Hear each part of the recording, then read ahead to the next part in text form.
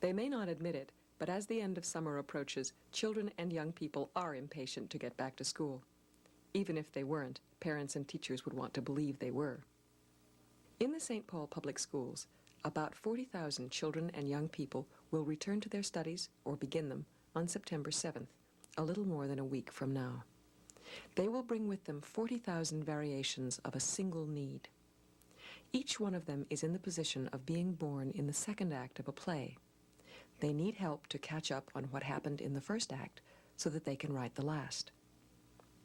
The variations on this theme are that while some are ready to begin composing, others have yet to learn the title of the play. Some will write with crayons, while others compose with computers. Assisting in this massive theater of involvement are about 2,500 teachers, perhaps 150 administrators, and nearly 1,000 classified service employees. It is for us that this telecast is prepared. Most of us are spending this week in one or more of the district's 86 buildings, setting the stage for learning in the 1976-77 school year. We are sharpening our knowledge of the world, our knowledge of how to teach it, and our skill in working with young people and children generally.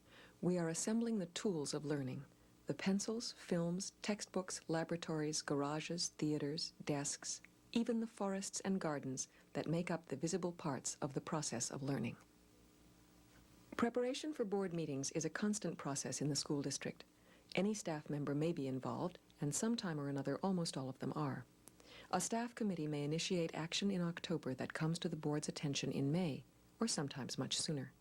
Considering that over 200 advisory committees active in the school district have citizen members, and that there are additional staff committees, as yet uncounted, an enormous volume of information is generated and considered. When it is determined by the board or the superintendent which questions will be brought for the board's review to a certain meeting, administrators responsible for the program involved make certain that the board will receive the information it needs to consider them. Documents are prepared, reviewed, updated, completed, and forwarded to the superintendent. Setting policy for this vast educational enterprise is the St. Paul Board of Education. 4 of its 7 members have been newly elected or re-elected this spring to terms that began in July. The other 3 will stand for election again in 1978. The Board of Education meets regularly on the first and third Tuesdays of each month. At any given meeting, the St. Paul Board of Education may be concerned with any one of the thousands of possible topics produced by interactions among more than 100,000 pupils, teachers, parents, business concerns, and governmental agencies. The background documents, referred to by administration as the board package, are hand-delivered to board members, usually on the Friday before a Tuesday meeting. Often, research reports are included to provide board members with a more accurate view of a specific issue. Board members review the materials at their homes or offices well before they meet. They may follow up on questions they have by calling staff members or professional or community organizations before the meeting date. Reviewing and understanding the board package is one of the invisible investments of time and energy that all members of the school community are called upon to make. By the time the board meeting begins, members of the board are well acquainted with the matters on the agenda. It may seem to a casual observer that the board sometimes acts with little consideration of the issues. What the casual observer would not see is the board package, and how the staff time and board time invested in it makes it possible for an unsalaried Board of Education to give policy direction to the school district and to assume legal responsibility for its performance. Eleanor Weber is the board chair for 1976-77. A member of the board since 1974, Mrs. Weber served as clerk of the board last year. She and her husband live in the St. Anthony Park area. Mrs. Weber is past president of the St. Paul League of Women Voters and former vice president for the St. Anthony Park Association. Robert D. Lowe, Sr., is treasurer of the Board of Education, an office he has held since 1973. Mr. Lowe is a resident of the East Side and was first appointed to the board in 1971. He was elected in 1972 and re-elected in 1976. Mr. Lowe is a business representative for the United Association of Pipe Fitters. Rosalind Carroll is beginning her first year on the Board of Education. A resident of the Summit University area, Ms. Carroll was formerly on the staff of the district's open school. Currently, she is working on a master's degree in special education. Emery Barrett is the senior member of the Board of Education. Appointed to the board early in 1970, he was elected later in the same year and re-elected in 1974. Mr. Barrett is a resident of the northern East Side. He has served as clerk and vice chairman of the board from 1973 to 1976. William Magnuson is the vice chairperson of the board for 1976-77. Elected to the board in 1972 and re-elected in 1976, Mr. Magnuson lives in the area of the school district served by Maddox School. He is a St. Paul native and a graduate of the College of St. Thomas. Catherine Hartnett, elected to the board this year, is clerk of the Board of Education. She lives in the Linwood Park area of the city and works as a citizen advocacy coordinator for SPARC, the St. Paul Association for Retarded Citizens. She served as an administrative aide to former Mayor Cohen. James Griffin was appointed to the board in 1973 and elected in 1974. A resident of the North Como Park area, Mr. Griffin is also a deputy chief of police for the city of St. Paul.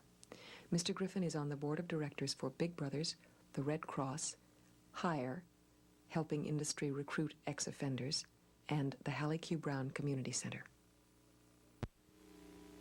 Good morning. I'm George Young.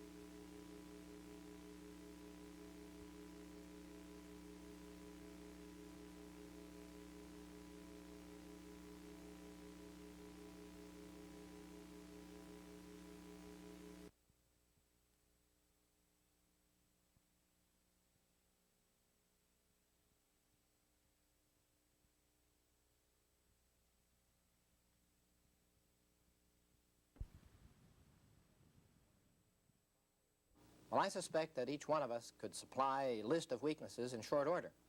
Lack of enough money to do all that needs to be done, a resulting lack of personnel, program, equipment, materials. But another weakness which plagues all of us is the image people have of us and our success in the public schools.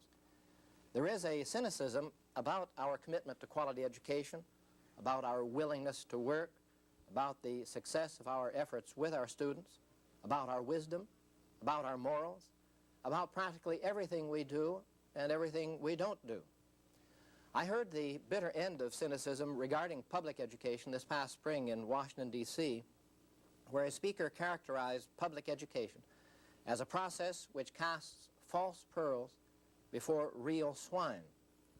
I do not subscribe to that note of cynicism at all, but such statements present us with situations in which our attempts to tell the truth about our success are viewed as defensive, as resistance to needed reform, and as efforts to hide the truth rather than to reveal the truth. And when we are faced with a definition of truth as that which people believe to be true, our position is weak unless we are able to turn that cynical view around to realistic, positive, and supportive views. And each one of us is important. Each one of us is needed in this effort.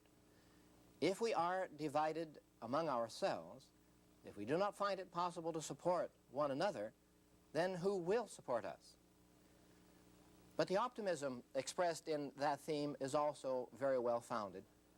That reflects a belief which characterizes our society, and although we parents often feel uneasy when our children begin to go beyond us, and some of you will remember the dismay we heard from parents some years ago when they discovered they could no longer do their children's arithmetic homework for them, we yet, as a people, expect our children to grow and achieve beyond us.